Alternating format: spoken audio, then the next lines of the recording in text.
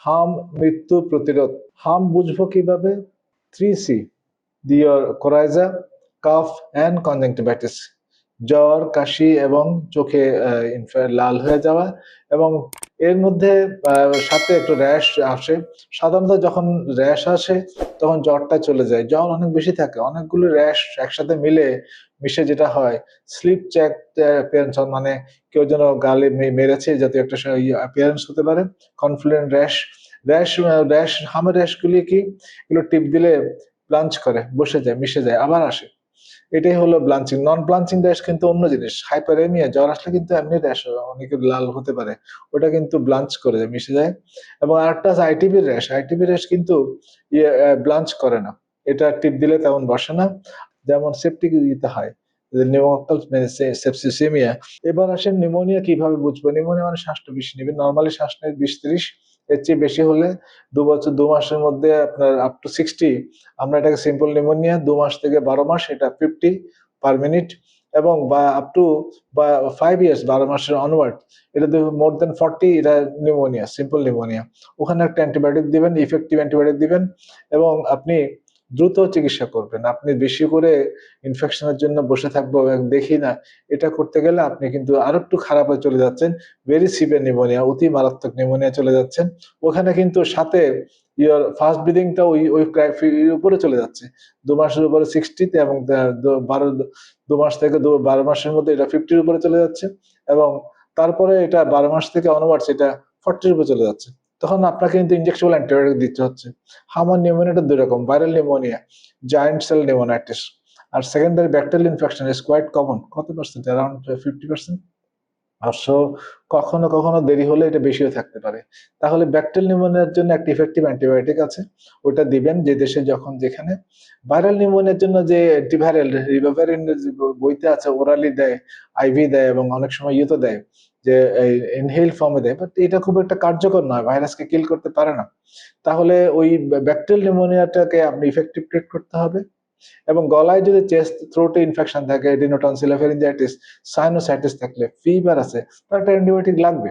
Secondary infection আছে, পুরুলেন পাকা পাকা কফ বেরিয়ে আসছে, তাহলে আগেই দিয়ে দেন। এবং যখনই আপনি দেখতে পাচ্ছেন এই যেগুলি আছে, জ্বর আছে, এক্সরেতে আছে এভিডেন্স অফ নিউমোনাইটিস, তাকে অ্যান্টিবায়োটিক ওরাল দিয়ে দেন। অর্থাৎ এই করলে আপনি বেশি দূর গেলেন না।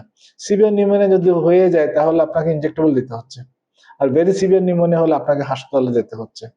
ভেরি সিভিয়ার একটা গ্রুপ, যারা নীল হয়ে যাচ্ছে, দুধ ঠান্ডা খেতে পারে না, নড়াচড়া কম করছে, নেতিয়ে পড়ছে, তাদের বেসিক্যালি আইসিইউ লাগছে। আপনি অত দূর যাচ্ছেন কেন?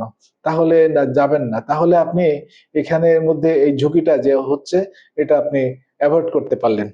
এছাড়া হাম ছাড়াও কিন্তু অনেকগুলিতে র্যাশ হয়, যেমন রুবিওলা, জার্মান মেসেজ বলে, ওখানে মাইল্ড ফিভার থাকে, ওখানে আপনার কনফ্লুয়েন্ট র্যাশ থাকে না, কমন নয়। ফিফথ ডিজিজ ইরিথিমা সুবিটাম যেটা বলে, ওখানে কিন্তু হাই ফিভার থাকে, মেজেল স্ট্রাইক, র্যাশ অ্যাপিয়ার করে। মোস্টলি এটা ফেসে আসে না, ট্রাঙ্ক আসে। হামের গুলো কিন্তু মোস্টলি আসে ফেসে এবং হেয়ারলাইন বরাবর, চুলের বরাবর এবং কানের পিছনে থাকে, আলটিমেটলি সারা শরীরে ছড়ায়। এছাড়া Epstein Barr virus, infectious mononucleosis, the dengue, Zika. Dengue আর জিকা ভাইরাসে কিন্তু মায়ালজিয়া, মাসেল পেইন বেশি থাকতে সাধারণত থাকে, এবং আর্থালজিয়া, জয়েন্ট পেইন থাকতে পারে, থাকে ইউজুয়ালি। আদার ভাইরাসে এন্টারো, এডিনো, ইকো, কক্সেকি, এখানেও কিন্তু র্যাশ থাকতে পারে। সো ব্যাকটেরিয়াল ইনফেকশনের মধ্যে স্কারলেট ফিভার, এটা আমরা অনেক সময় পেতে পারি, খুব বেশি নয়।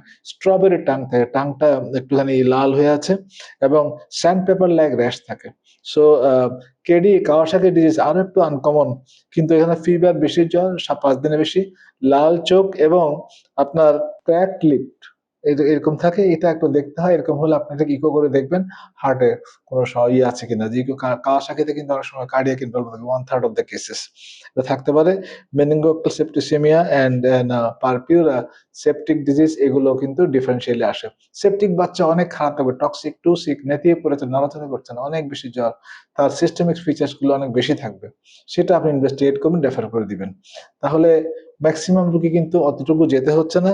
হাইপারেমিয়া, এখানেও কিন্তু ব্লাঞ্চ করে না, অর্থাৎ জ্বরে যে কোনো একটুখানি শরীর, যে অন্য যে কোনো কারণে জ্বর, ওখানে একটা শরীরটা লাল লাল দেখা যায়, ওখানে আপনার ওইটাকে ব্লাঞ্চ করে না, ওইখানে আপনার ফার্দার ইনভেস্টিগেশন এই লাইনে করার দরকার নেই, অন্য লাইনে যেখানে আছে সেখানে ওই যে অসুখটা, অন্য যে কারণটা, সেটার মোতাবেক চিকিৎসা করেন।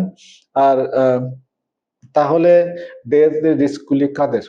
আন্ডার 5 মোস্টলি অপুষ্টিওয়ালা বাচ্চাদের এবং যাদের ভিটামিন লেভেল কম আছে এবং যারা ভ্যাকসিনেটেড নয়, যাদের উইক ইমিউন সিস্টেম আছে, অন্য কোনো কারণে সেকেন্ড প্রাইমারি কিংবা আদার্স, যাদের জিঙ্ক লেভেল কম আছে, তাহলে ওগুলো দিতে হবে ট্রিটমেন্টের মধ্যে। যে ঠান্ডা কাশি এরকম সাসপিশিয়াস কেসগুলিতে যে উপসর্গ নিয়ে যেটা বলছে, ওখানে আপনাকে একটু এই ভিটামিন এ দিবেন 50,000, 1 লাখ এন্ড 2 লাখ করে দিবেন এবং জিঙ্ক দিতে পারেন এবং অপটিমাম নিউট্রিশন যেটা বয়সে খাওয়া উচিত সেটা এনশিওর করতে হবে।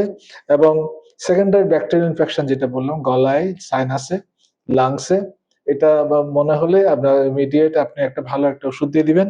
আপনি বেশি দূর যাবেন না, অর্থাৎ এই পাকা পাকা কফ বেরোচ্ছে, এখানে দিয়ে দিবেন এক্সট্রাভিডেন্স আর নিউমোনাইটিস, পলিমরফোনিউক্লিয়ার লিউকোসাইটোসিস, এগুলি থাকলে অ্যাডজাম্প টু ভালো। ক্লিনিক্যালি আপনি এই সিদ্ধান্তটুকু নিলে তাহলে আপনাকে বেশি দূর যেতে হচ্ছে না, আপনাকে ভর্তি হতে হচ্ছে না, আপনাকে আইসিইউ খুঁজতে হচ্ছে না। এবং যে ঝুঁকিগুলি, সেই ঝুঁকিগুলো আসলে এভাবে করলে আপনি অ্যাভয়েড করতে পারতেন। ভ্যাকসিন তো অবশ্যই দিচ্ছে, এটা দিবেন।